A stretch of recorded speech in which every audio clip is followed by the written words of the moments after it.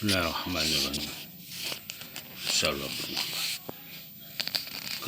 Kesimpulan bagi kapitalisme. Kapitalisme diserang habis-habisan selama krisis keuangan ini. Banyak orang percaya kapitalisme itu tamak, korup dan jahat. Memang banyak yang begitu, namun jika Anda melihat apa yang dilakukan oleh kapitalisme sejati hanya mendapat keuntungan jika mereka menjadikan kehidupan lebih baik. Seringkali membuat kita menghemat waktu dan uang. Sebagai contoh, wahai bersaudara, kalau orang yang terbang tapi diperlukan adalah orang pertama yang terbang, tapi diperlukan kapitalis yang membangun industri penerbangan, jadikan terbang sesuatu yang aman dan terjangkau bagi masyarakat luas. Saat ini saya dengan senang hati membayar tiket penerbangan kami karena terbang itu lebih mudah, lebih cepat dan jauh tidak menyiksa dibanding berjalan, yang akan kita semua lakukan jika tidak ada kapitalis. Hal sama berlaku dengan penggunaan ponsel saya. Saya bisa melakukan bisnis dimanapun di dunia, bahkan sedang berlibur. Saya dengan senang hati membayar penggunaan ponsel karena itu menjadikan kehidupan saya lebih mudah, menjadikan saya lebih kaya. General Electric didirikan oleh Thomas Edison tidak hanya menjadikan kehidupan lebih baik lewat listrik, tapi juga memperpanjang masa hidup lewat teknologi medis. Saya dengan senang hati membayar keuntungan yang dibawa oleh produk medis GA ke dalam kehidupan. Dan apa yang akan saya lakukan tanpa teknologi Apple? Saya mungkin tidak akan pernah menulis Rich Dad Poor Dad kalau Steve Jobs tidak menjadikan komputer itu cukup sederhana untuk digunakan oleh orang gaptek seperti saya. Sedikit dolar yang saya belanjakan pada komputer saya membuat saya menghasilkan jutaan dolar setiap tahun. Dan Ferrari, Bentley, Ford, dan Porsche saya tidak akan bermanfaat jika pemerintah tidak memungut pajak dari pemilik mobil untuk membangun dan memperbaiki jalanan. Saya yakin Anda mengerti maksud saya. Meskipun ada orang-orang yang tamak, jahat, dan malas eksploitasi sistem kapitalis, mereka bukanlah kapitalis sejati. Mereka sekedar orang tamak, jahat, dan malas.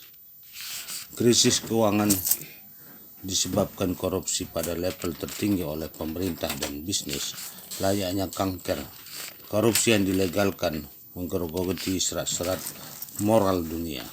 Orang-orang yang berkuasa dahaga akan kekuasaan lebih besar, menjual jiwa mereka demi mengagungkan ego, menghancurkan kehidupan, dan melenyapkan kekayaan orang yang seharusnya mereka layani. Ada terlalu banyak politikus profesional pemerintahan dunia, banyak abdi masyarakat yang melayani tanpa memiliki pengalaman bisnis dunia nyata, menjalankan bisnis terbesar di dunia, bisnis pemerintahan. Tak heran pemerintah menjadi korup. Walaupun para pemimpin politik dan bisnis yang korup serta tidak kompeten telah menghancurkan perekonomian, saya percaya salah satu alasan terbesar krisis keuangan ini adalah sistem pendidikan yang sudah ketinggalan zaman. Di Amerika Serikat semakin besar kita membelanjakan uang untuk pendidikan, semakin buruklah sistem pendidikan. Yang jadi masalah dengan sistem sekolah adalah kegagalan berfokus pada kapitalisme sejati. Dengan begitu, kapitalisme yang sudah dibuat korup dan pemerintah telah dijadikan korup menggerakkan dunia. Di sekolah ada agenda sosialis halus, pesan terpendam samar yang menyiratkan orang kaya itu tamak. Dalam teori Marx, proletar merupakan kelas dalam masyarakat kapitalis yang tidak memiliki kepemilikan atas sarana produksi. Satu-satunya yang harus mereka jual adalah tenaga mereka demi upah atau gaji. Kaum proletar merupakan pekerja yang mendapat gaji terlatih seperti anjing flop-flop untuk bekerja demi uang. Sistem sekolah menghasilkan kelas kapitalis, kelas proletar mencari gaji. Orang yang meninggalkan sekolah untuk mencari pekerjaan, banyak yang tak akan pernah memiliki sesuatu yang berharga. dan banyak yang akan mati tanpa punya apa-apa semata karena sekolah kita, walaupun tidak menyukai orang kaya, menghasilkan pekerja yang mereka klaim dieksploitasi oleh orang kaya. Pekerjaan bukanlah aset. Anda tidak bisa memiliki pekerjaan. Anda tidak bisa mewariskan pekerjaan Anda kepada anak-anak Anda. Uang bukanlah aset. Saat ini uang adalah utang dan nilainya turun secara cepat akibat utang nasional yang semakin besar. Rumah Anda bukanlah aset. Anda lah asetnya. Setiap bulan pemilik rumah mengirim cek ke bank, departemen pajak, asuransi, dan perusahaan utilitas. Rencana pensiun adalah bukan aset. Rencana pensiun Anda bukanlah aset.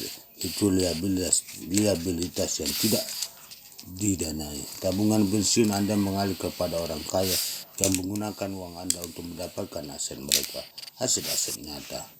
Para mahasiswa yang meninggalkan sekolah mencari pekerjaan bergaji tinggi tak lama kemudian masuk ke jaringan kapitalisme. Bukan karena kapitalisme itu jahat, tapi karena sistem pendidikan gagal persiapkan mahasiswa untuk dunia nyata. Tanpa pendidikan finansial, siswa dilatih menjadi korban kapitalisme. Keyakinan sistem sekolah bahwa orang kaya itu tamak menjadi nubuat yang terbukti dengan sendirinya. Sebagaimana sering saya nyatakan, kapitalisme sejati itu murah hati. Mereka menghasilkan banyak dan menerima banyak. Mungkinkah justru sistem sekolah yang sebenarnya menjadi pihak yang tamak? Marx membayangkan perang antara kaum proletar dan bourgeois, kelas kapitalis, karena pekerja secara wajar mengharapkan gaji mereka setinggi mungkin, sementara kaum bourgeois yang sang kapitalis menginginkan gaji mereka serendah mungkin. Dunia baru yang berisi perkomunian baru yang keras dalam perang yang masih berlangsung antara gaji tinggi melawan gaji rendah. Kelas kapitalis menang. Kapitalis menang karena memindahkan produksi ke negara dengan gaji rendah itu. Teknologi juga mengurangi jumlah pekerja yang dibutuhkan untuk menjalankan bisnis. Produksi naik, biaya butuh turun, dan kapitalis menang. Dunia berubah dengan cepat, sistem sekolah tidak. Sekolah terus mengajar orang menjadi kaum proletar, meninggalkan sekolah dan mencari pekerjaan gaji tinggi. Itu bunuh diri finansial. Ingatlah selalu, pekerjaan bukanlah aset, uang juga bukan, rumah juga bukan. Tabungan pekerja dalam rencana pensiun mereka hampir merupakan sumber kas bagi kapitalis sejati. Ketika pasar jatuh, sebagaimana selalu begitu, para pekerja kalah dan kapitalis menang. Ingat, dalam teori menurut Marxis, proletar adalah kelas dalam masyarakat kapitalis yang tidak mempunyai kepemilikan atas sarana produksi. Dalam perekonomian baru, saat uang tak lagi merupakan uang, kelas pekerja bekerja demi kenihilan. Mereka tidak punya aset.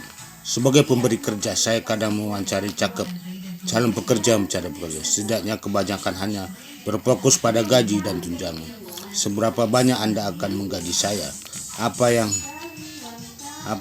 saja tunjangan untuk saya? Bagaimana jam kerjanya? Berapa banyak jam libur yang bisa saya dapat? Seberapa cepat saya bisa mendapat promosi? Tak seorang pun pernah bertanya, apa misi perusahaan ini? Masalah apa yang dipecahkan atau oleh perusahaan ini? Apa yang bisa saya pelajari dari bekerja di sini? Bukannya mengajukan pertanyaan yang bertanggung jawab. Secara sosial mereka bertanya tentang uang dan kondisi kerja. Mereka mengajukan pertanyaan dari pola pikir proletar. Bagaimana program kelas pekerja itu bermula?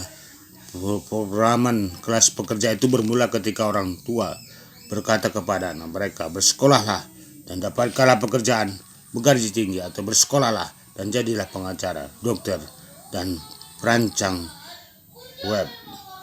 Kalau punya profesi, kau akan selalu punya sesuatu untuk bersandar. Ingat aturan pertama ayah kaya. Orang kaya tidak bekerja untuk uang. Rumah adalah tempat dimulainya pengkraman proletar. Orang tua kelas pekerja menginginkan anak mereka menjadi kelas pekerja berpendidikan tinggi. Orang yang pernah pada akhirnya bekerja untuk orang ultra kaya. Ketika seorang anak masuk sekolah, para guru yang juga berasal dari kelas proletar dan kapitalisme, kelas yang tidak memiliki produksi, melanjutkan program itu dengan mengatakan, kalau kau melakukan seperti apa saya katakan kepadamu dan mendapat nilai yang bagus, kau akan mengalahkan teman-teman sekelasmu dalam mendapatkan pekerjaan bergaji tinggi. Begitu anak tersebut masuk college, mengalahkan banyak teman-teman sekolah di bawahnya, para guru melanjutkan dengan dogma kelas pekerja mereka. Kalau kau punya gelar master atau PhD, resume akan terlihat lebih bagus. Semakin tinggi gelar, semakin bagus peluangmu mendapatkan pekerjaan tinggi. Oleh Pavlov membuat anjing yang meneteskan air dengan membunyikan lonceng. Sistem pendidikan kita membunyikan lonceng sekolah, mendengtangkan janji ke pekerjaan begitu. Yang perlu katakan hanyalah pekerjaan banyak, maka orang-orang pun mulai berbaris. Jika seorang menang dengan mendapatkan pekerjaan itu dan mengalahkan kandidat pencari kerja yang lebih rendah, mereka selalu gembira untuk menyepakati pajak diambil dari gaji mereka. Jadi pemerintah dibayar sebelum mereka. Begitu dipastikan bahwa pemerintah sudah dibayar, si pekerja setuju untuk mengirimkan satu bagian gaji ke perusahaan reksadana berprestasi dalam tunjangan. Berarti orang kaya lah selanjutnya dibayar. Di Amerika Serikat itu seorang pekerja menolak berinvestasi dalam rencana pensiun yang disponsori perusahaan dan terjadi reksadana. Pekerjaan kehilangan komposisi dan dari si pemberi kerja. Dengan kata lain, jika Anda tidak membayar para bankir Wall Street, kami tidak akan membayar Anda.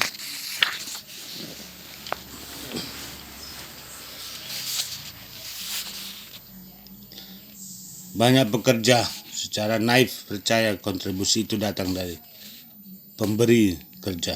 Pekerja yang naif tidak menyadari bahwa pekerjaan itu, kontribusi itu uang mereka. Disisikan pekerja menolak memperoleh rencana investasi gaji pemberi bekerja menghemat uang sebesar itulah kekuatan Wall Street atas pemerintah dan anutan pekerja. Aturan yang didukung oleh serikat pekerja. Banyak soal korupsi. Bicara soal korupsi, begitu pekerjaan baru mereka aman, si pekerja baru mulai menabung sedikit uang untuk membeli rumah impian karena mereka tahu rumah adalah aset dan investasi terbesar Anda. Hanya sedikit orang yang menyadari bahwa hipotek dan pemilik rumah yang membayar hipotek adalah aset nyata. Anggota baru kelas pekerja itu sekarang transfer uangnya ke kantong kaum borjuis, agen kelas kapitalis, bankir, agen properti, pialang saham, perencana keuangan, dan politisi. Kaum borjuis memisahkan dunia mereka dari dunia kelas pekerja melalui sistem pendidikan. Dengan kata lain, sistem pendidikan digunakan sebagai agen utama dari apa yang disebut si kaya yang tamak, yang dibenci para pendidik. Inilah sebabnya tak ada pendidikan finansial sejati sekolah. Wassalam.